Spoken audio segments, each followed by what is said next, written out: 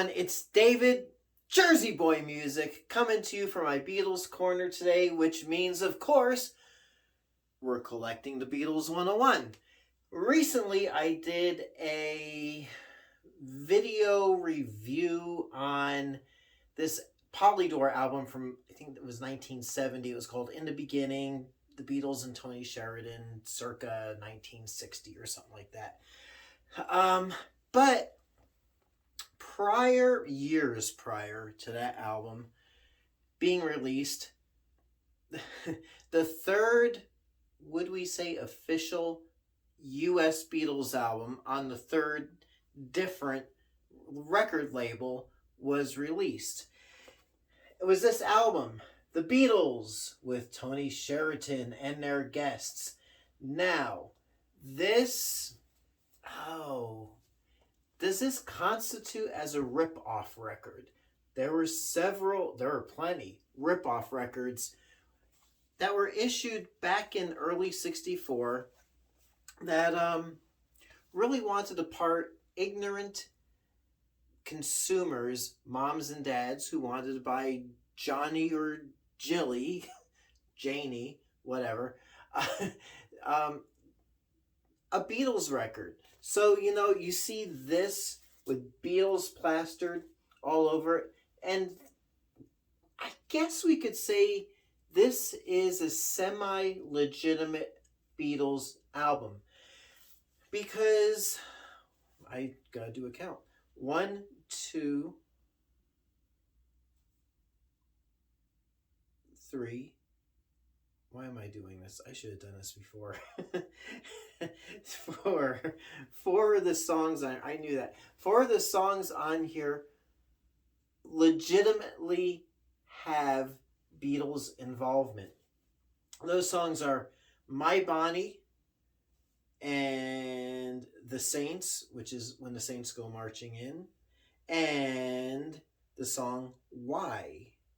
Now, those 3 songs feature Tony Sheridan doing the lead vocal, but the Beatles doing the backing music. And those songs were performed live, produced by Bert Kaempfert in Germany back in 1961-ish. Now, the 4th song was Cry for a Shadow, which was an instrumental written and the only Beatles song credited to John Lennon and George Harrison. It was an instrumental song that pretty much paid tribute to a band called The Shadows. An instrument. If you know who the Ventures are, they were a guitar band, really popular in the early 60s. They did, oh my goodness, so much great surf guitar stuff. I gotta do a video on them one of these days. But the Shadows were kind of like the British equivalent. They were a backing band for a guy called Cliff Richard, and they recorded and became popular in their own right. Gotta do a video on them as well. Awesome. Some of my favorite music comes from the Shadows. Anywho, I'm digressing a little bit. Now, if you do have Anthology 1, oh my gosh, I can't look at CDs anymore, it seems. The songs My Bonnie and Cry for a Shadow both appear on Anthology 1. And these songs have gotten repackaged so many times over the years. But, it is a pretty cool album. I would consider it the 3rd Beatles album that was released here in the United States. Now, of course, those 4 songs wouldn't make a whole album. Now, you had on the front cover and others, Tony Sheridan and guests. So the guests were a band called the Titans, which was led by, and that was a studio band comprised by a man named, I just had it off the top of my head. The guy's name was Danny Davis. if you're old enough to remember Columbo, that's who I was trying to imitate. Danny Davis. And if you go to any thrift stores, Goodwills, and whatnot, you sift. I can safely say this: anywhere in the country, you sift through the record albums, you will undoubtedly see at least one record album, at least by Danny Davis, instrumental. That whole like genre, like Ray Conniff and all that kind of music. So the other songs on here were John. Okay, so by the Titans were Johnson Rag, Flying Beat, the Darktown Strutters Ball, Rye Beat, Summertime Beat, and Happy New Year Beat, which were all repackaged from an earlier album on MGM called, I think it was like Twist with the Titans.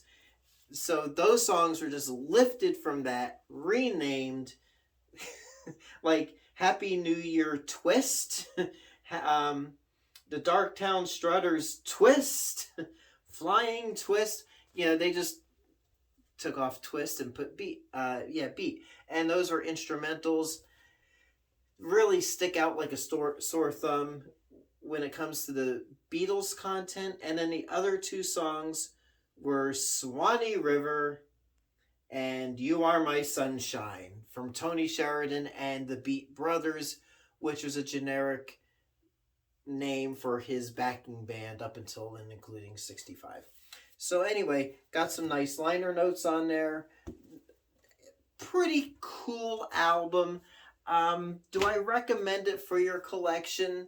It's cool. If you want to have a complete as possible United States discography, and you see it, it's nice to have. You can, on occasion, you might be able to pick it up at a thrift store or a garage sale, something like that, for a couple of bucks.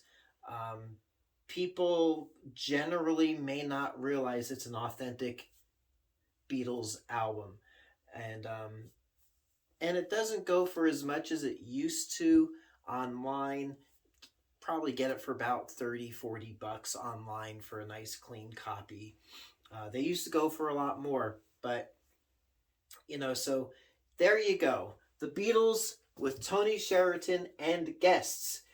Is it a rip-off record? Yes, it's a rip-off record. Is it a legitimate Beatles content album?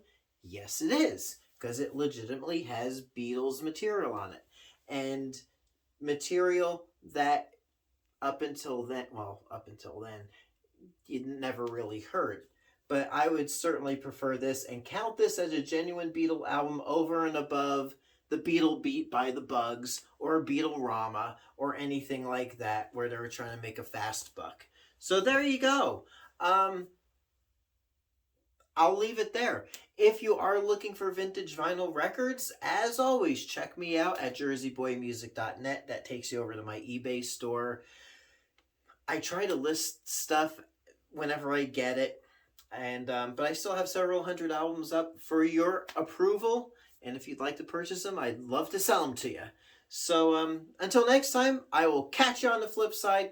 Thank you so much for watching.